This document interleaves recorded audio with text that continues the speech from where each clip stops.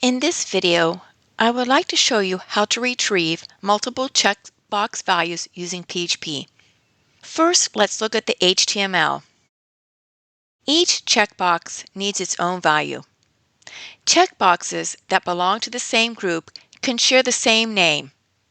If the checkbox names are unique, PHP retrieves each checkbox separately. When several checkboxes share the same name, without square brackets, PHP does not create an array containing all the selected values. To cement the checked values as an array, we add square brackets after the shared name. In this form, each checkbox uses pet with square brackets. The word pet is the shared name, and the squared brackets tell PHP to collect the checked values into an array. Each checkbox also has its own value, such as dog, cat, bird, or rabbit.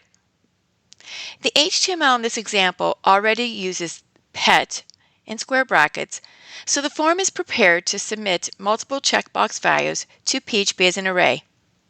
I am processing this form with the action attribute, which sends the submitted information to a separate PHP page that displays the results. I would like to show you step by step how to test that the values are being submitted correctly. First, I will check a couple of checkboxes and select the Send survey. Unchecked checkboxes are not submitted, therefore the pet key might not exist in the post array. I'm going to go back into my code editor and I'm going to look at the PHP file. First, we create an associative array named allowed pets. The keys contain the values submitted by the checkboxes, such as dog, cat, bird, rabbit, goat, sheep, horse, pig. The corresponding values contain the labels that we want to display, such as dog, cat, bird, rabbit, goat, sheep, horse, pig. This array serves as a list of the pet values that the program is allowed to accept. Next, we create the isSubmitted variable. The server, SuperGlobal, contains information about the current request. We retrieve the request method and compare it with post. If the form was submitted using the post method, the isSubmitted will contain true, otherwise it will contain false. The null coalescing operator provides an empty string if the request method is unavailable. Next, we create the selected pets as an empty array. This array will eventually contain only the submitted pet values that pass our checks. We begin processing the form only when the isSubmitted is true. Inside the if statement, we create the submitted pets variable. We retrieve the pet element from the post superglobal array. Because the checkbox group uses the name pet in square brackets, PHP normally stores the checkbox values in an array. If the pet key does not exist because no checkboxes were selected, the null coalescing operator provides an empty array. However, form data should not automatically be trusted. Someone could submit an unexpected value or change the request so that the pet is not an array. For that reason, we use isArray to confirm that submitted pets contains an array before attempting to loop through it. If it is an array, the foreach loop processes each submitted value. During each repetition, the pet variable contains one submitted checkbox value. Inside the loop, we perform two checks. First, isString confirms that the submitted value is a string. Second, isSet allowed pets, and inside of that, the square brackets is the variable pets, checks whether that value is a valid key in the allowed pets array. For example, if the variable pet contains dog, PHP checks whether the dog key exists in allowed pets.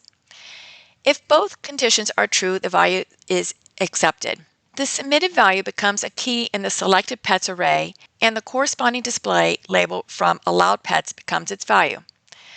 For example, the submitted value dog becomes the key, and the dog becomes the value. Unexpected values are ignored because they do not exist as keys in the allowed pets array. After the loop finishes, The selected pets contains only the approved pet selections. If no checkboxes were selected, if the submitted values was not an array, or if none of the values were approved, selected pets remains an empty array. Finally, we use the count function to count the accepted values in selected pets. The result is stored in the pet count variable. The count is based on the validated selections, not directly on the untrusted values from the post array. In the HTML portion of the results page, we can check whether selected pets is empty. If it is empty, the page displays a message explaining that no pets were selected. If it contains values, a foreach loop creates one list item for each selected pet. Each displayed value is passed through the HTML special chars function before it is placed in the web page. Now we move into the HTML portion of the PHP file.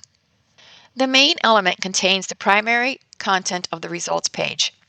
Inside the main element, the heading displays your response. Next, we use a PHP if statement to decide which method should appear. The first condition is the isSubmitted variable.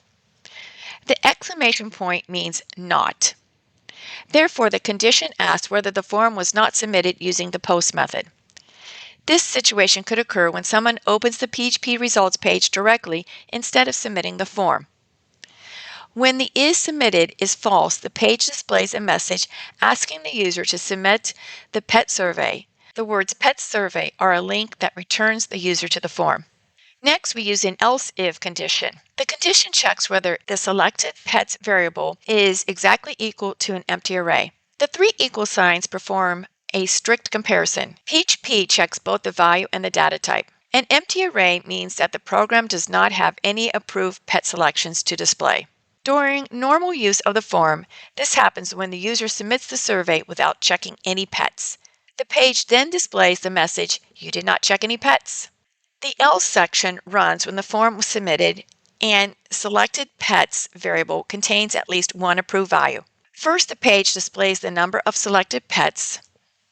The short PHP echo syntax begins with an opening angle bracket, a question mark, and an equal sign. This syntax is a shorter way to write an echo statement inside HTML. The pet count variable contains the number of approved pet selections. Next, another short echo statement determines whether the word pet should be singular or plural. This statement uses the ternary operator. The condition checks whether the pet count variable is exactly equal to 1. When the count is 1, PHP displays the singular word pet. When the count is not 1, PHP displays the plural word pets. For example, the page might display, "You selected 1 pet," or it might display, "You selected 3 pets." After the introductory message, we create an ordered list. Inside the list, a foreach loop processes the values stored in the selected pets variable. During each repetition of the loop, the pet variable contains one approved pet label. The loop creates one list item for each selected pet. Inside the list item, the short echo statement displays the value stored in the pet variable. Before the value is displayed, it is passed through the HTML special chars function. The HTML special chars function converts characters that have special meaning in HTML into safe HTML entities. The int quotes option tells PHP to convert both single and double quotation marks.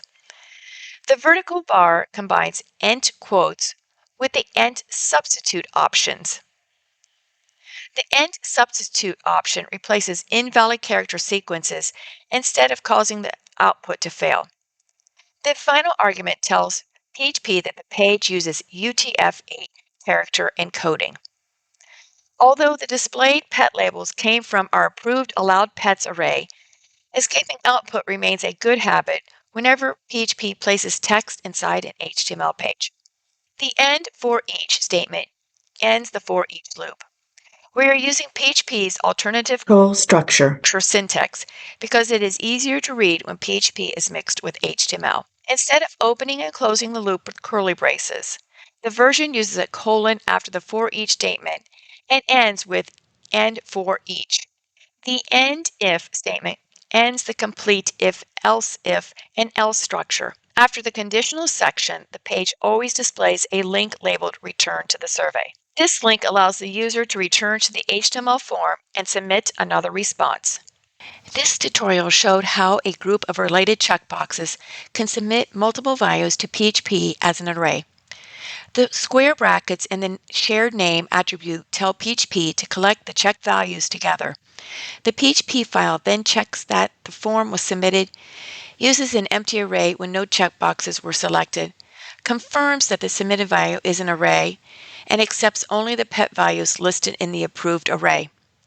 A foreach loop processes each selection. Count determines how many pets were chosen. An HTML special chars function safely displays the result in an HTML list. I also added detailed comments throughout the PHP file to explain the code and to show both the traditional echo syntax and the shorter echo syntax. Both forms are valid PHP, so you may use either one. The shorter syntax is especially helpful when PHP is mixed with HTML, while the traditional syntax may be more familiar from the textbook. The main idea is to retrieve, check, process, and display checkbox array values safely and clearly. Thank you.